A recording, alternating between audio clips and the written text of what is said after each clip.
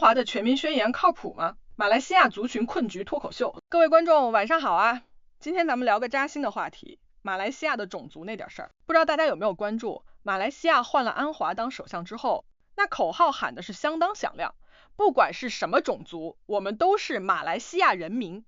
听完是不是瞬间觉得热血沸腾，以为多元族群的春天要来了？可现实呢？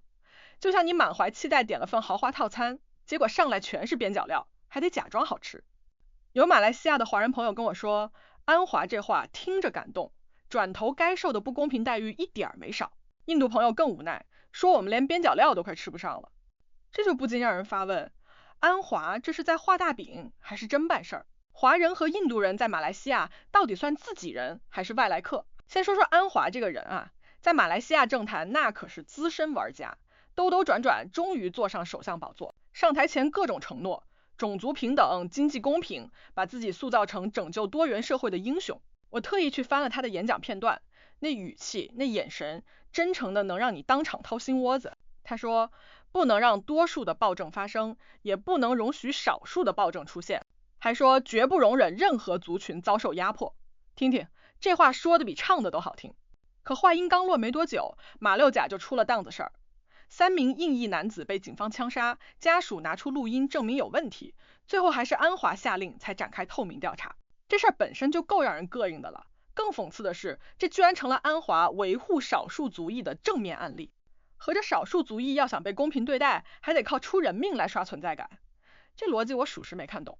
安华还说，华商在商业融资担保计划里拿了 75% 的贷款，占了40亿令吉，言外之意是政府没亏待华人。这话听着挺有道理，直到我了解了真相。华人掌控着马来西亚 60% 以上的民营经济，贡献了 73% 的制造业出口额，拿这点贷款不是理所应当吗？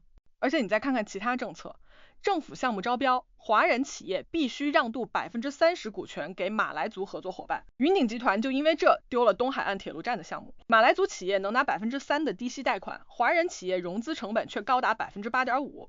中小微企业存活周期比马来族短2年多，这就像你辛辛苦苦赚了钱，别人告诉你，你看我给你发了工资，却绝口不提扣了你1半奖金，还让你多干3倍活。再说说教育这块，这可是华人的心头刺。马来西亚实行固打制，公立大学招生马来族比例不低于 55%， 有的专业甚至高达 65%。华人考生得比马来族高30到50分才能进医学、法律这些热门专业。相当于你寒窗苦读12年，最后发现起跑线上就差了半个操场。2024年柔佛州更过分，要把有80年历史的宽柔五小迁出市中心，给马来宗教学校腾地方，逼得5万华人联署抗议。安华嘴里的平等，在教育面前怎么就成了华人让一让？有人可能会说，华人经济实力强，受点委屈不算啥。那咱们看看印度族群，他们的处境更难。印度裔占马来西亚人口 6.6%，却在最赤贫群体里占比最高。安华说，印裔受益于房屋贷款担保计划和慈悯生活援助金，但印度裔社会转型单位1年才1亿令吉拨款，这点钱分到每个人头上，可能还不够买几袋米。2013年，雪兰莪州有2000名印度人抗议工作和生活条件差，2015年又因为垃圾填埋场建设抗议。这么多年过去，他们的诉求解决了多少？说句不好听的，安华所谓的照顾，更像是给乞丐丢了块面包，然后就宣称自己慈善家。最扎心的是外来者这个标签。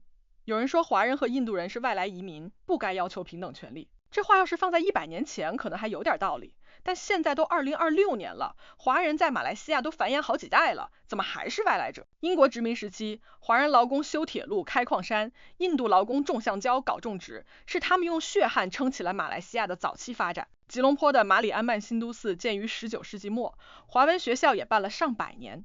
这些文化印记早就刻进了马来西亚的骨子里。说到历史，就不能不提1969年的513事件。那次针对华人的种族暴乱，至少196人死亡，其中143个是华人。事件的导火索就是大选后反对党的胜利游行，背后却是长期积累的族群矛盾。那次事件后，马来西亚政府推出新经济政策，美其名曰调节族群利益，本质上却是固化了马来人优先的制度。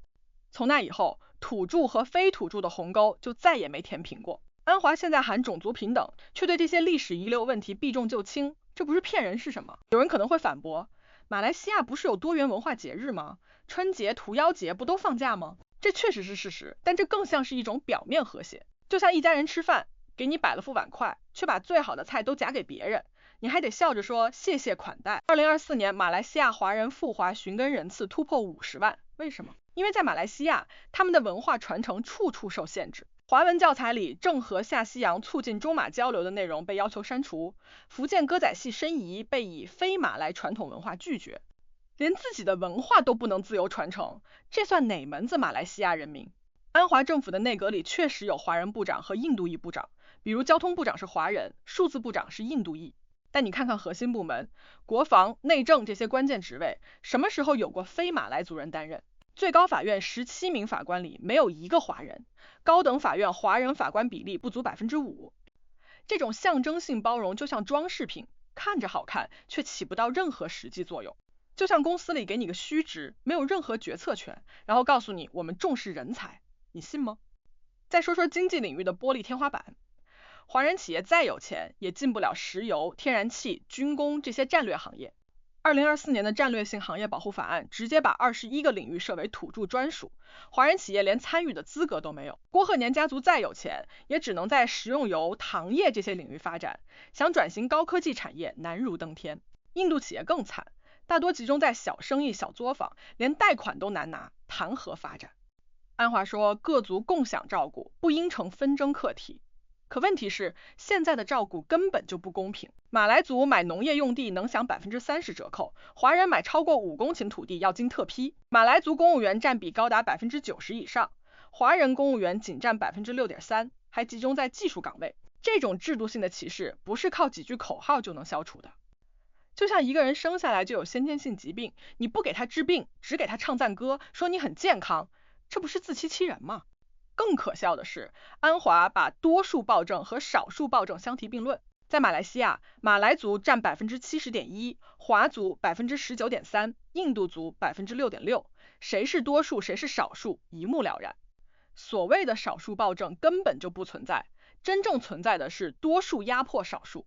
印裔男子被枪杀，华人学校被搬迁，这些不都是多数族群主导的制度造成的吗？安华故意混淆概念，就是为了掩盖制度性歧视的本质。有人说，马来西亚能维持这么多年的稳定已经很不容易了，这话没错，但稳定不代表公平。